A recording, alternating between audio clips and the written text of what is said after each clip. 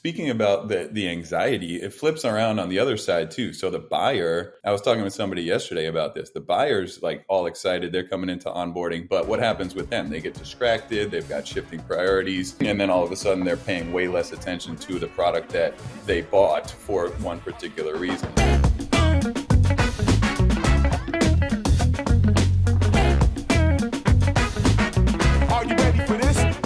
What's up, lifers, and welcome to the Daily Standup with Lifetime Value, where we're giving you fresh new customer success ideas every single day. I got my man JP with us. JP, do you want to say hi? Hello. And we have Rob with us. Rob, can you say hi?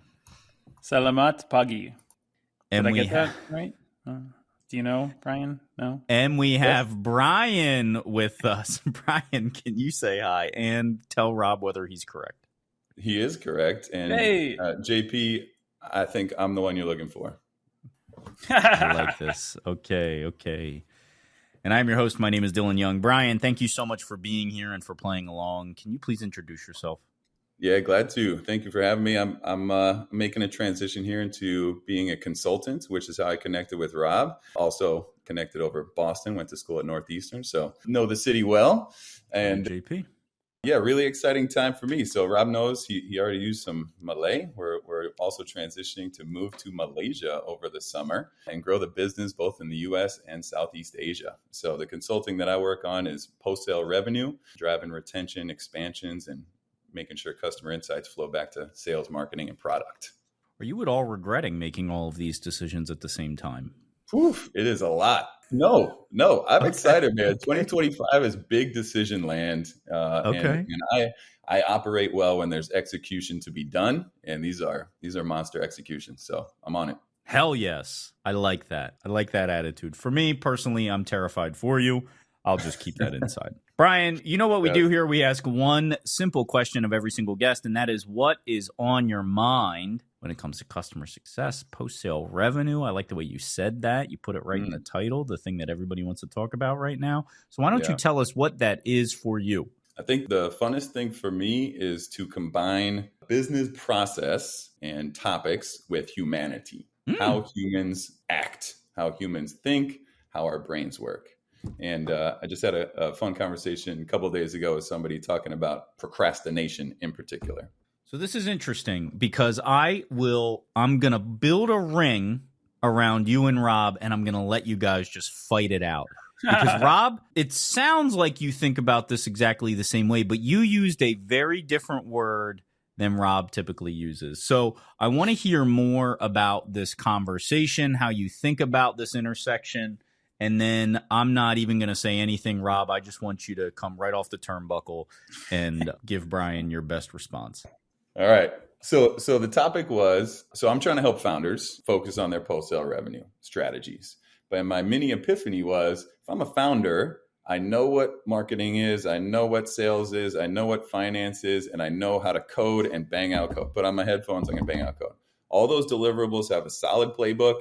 They've been done a bunch of times. They're not terribly reactive, and you just go. And the moment you're like, let me think about my post-sale strategy and how my customers are thinking about value and how do I focus on retention and expansion, it's confusing. So that moment of confusion makes me procrastinate, and I don't then take a first step. And so a lot of what I've been thinking about is how to empathize with that, commiserate with that, and say, hey, man, the first step is usually the hardest, and I got you. Here's how we take that first step, and then we go from there.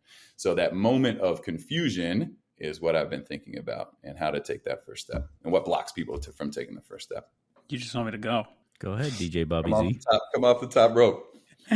Yeah, this is a good topic because this is the same position that I meet a lot of founders in, similar to you, Brian. No surprise there. I think one of my recent clients said it best. He says verbatim in the case study that he did for me recently, he says, I come from a background where I didn't know customer success was a function. No idea. I thought you build the product, you sell the product, and the chart moves up and to the right. And I quickly realized as soon as we signed our first customers, there is no customer journey. And I don't know how to even start researching this between onboarding and value creation and health scoring and renewals and churn management. And I guess we're supposed to be expanding these customers too. That's what our board's saying.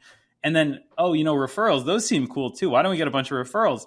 How do we build that out in a scalable, repeatable process? So, I actually learned a lot when I read. Do you ever read the book Getting Things Done? Any of you guys? No. It's a really helpful book. It was written probably, 20, 30 years ago. So it was written at a different time, but the principles are the same, which is all about getting things done. Go figure. It's about breaking down the simple first couple steps that get you through that procrastination barrier that you were talking about, Brian, where the core is confusion. And I would say even a deeper core is like anxiety. There's anxiety, then there's confusion outside of that, there's procrastination outside of that.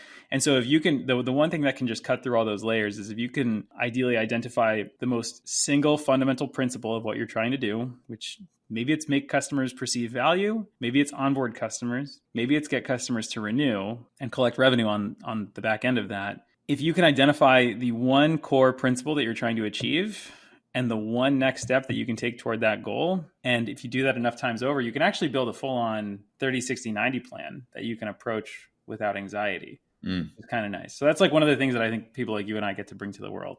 Yeah. Which is pretty cool. Yeah. Yeah. And I would say, like, speaking about the anxiety, it flips around on the other side too. So the buyer, I was talking with somebody yesterday about this. The buyer's like all excited. They're coming into onboarding. But what happens with them? They get distracted. They've got shifting priorities. And then all of a sudden they're paying way less attention to the product that they bought for one particular reason. And so we have to put ourselves in their shoes as well and just be really honest and transparent. You're going to get distracted.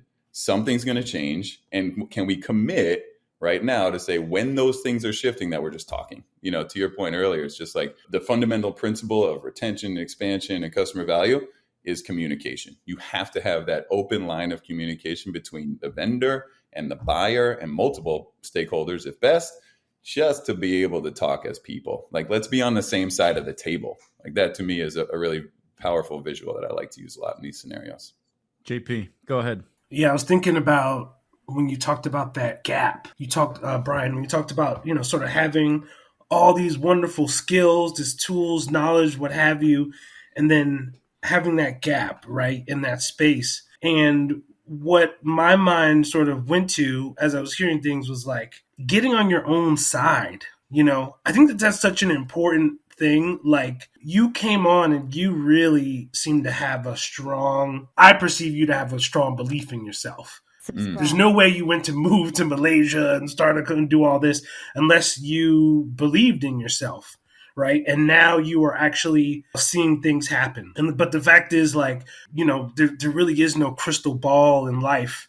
And what I mean by that is, like, you don't have the assurance that what you're doing is going to succeed or fail. And I think that gap is where I see, like, it's like the courage gap to me. Because no matter how you slice it, it's an act of courage to ultimately take that first step into something unknown, to be like, hey, I'm going to go out there and do it. And I just think that even reflecting like my own journey and how I've been learning things about customer success over the years, and yet it can seem like when you're confronted with the situation, it can be easy to throw everything out the window. You're sort of like, I begin to doubt maybe my own knowledge or where I'm coming from. But if I take that courage to come forward, right, it's not as important about whether I succeed or fail in it. It's the ability to actually take that courage to actually go see, because without it, we don't see it. So I think that's sort of what I got out of that is, like, can't spend too much time in that space of like anxiety and confusion or whatever, just because you don't know how it's going to turn out. Go out there, you're either going to succeed or fail, but that's where that growth is happening. Yeah, for sure. And that, like, speaking of human brains, like, that anxiety is there for a reason, right? It's to protect us from what could possibly happen so we stay alive. But we can recognize that that's there for that reason. And for me, it's courage, but it's also doing things logically, doing research, talking with folks like Rob. Like, I reached out to Rob to understand what a successful consultant does and how he operates, how he builds pipeline. So it's not only the courage to do so, but it's also the step by step in order so that you're not messing up. Prior to this call, I was talking to a marketing consultant. How do you market yourself? How do you market your skills? How can I build on some of that? So I'm with you, JP.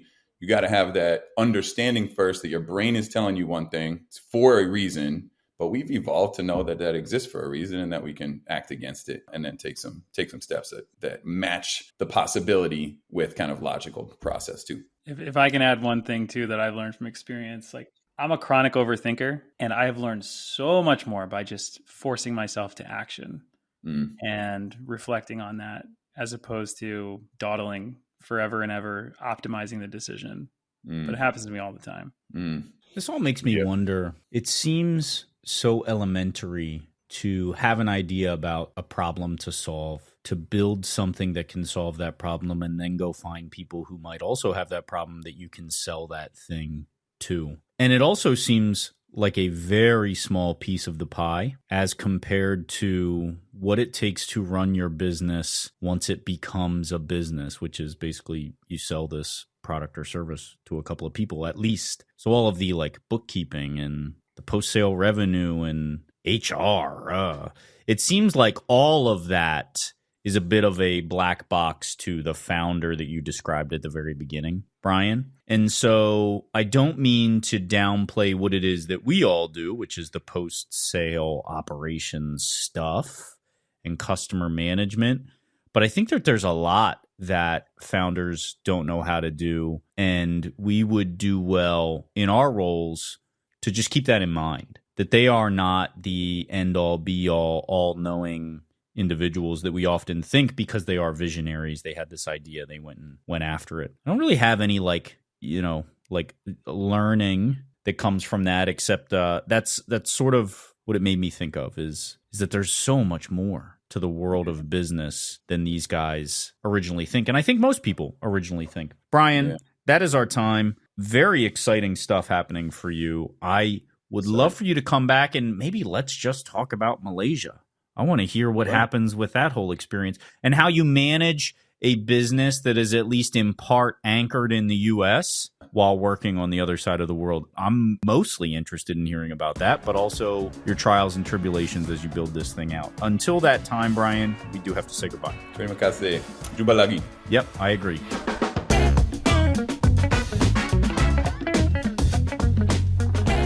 You've been listening to the Daily Stand-Up by Lifetime Value. Please note that the views expressed in these conversations are attributed only to those individuals on this recording and do not necessarily reflect the views and opinions of their respective employers.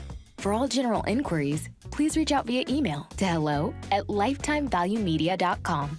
To learn more about advertising on the Daily Stand-Up and the Lifetime Value Media Network, please reach out via email to advertising@lifetimevaluemedia.com. Find us on YouTube at Lifetime Value. And find us on the socials at Lifetime Value Media. Until next time.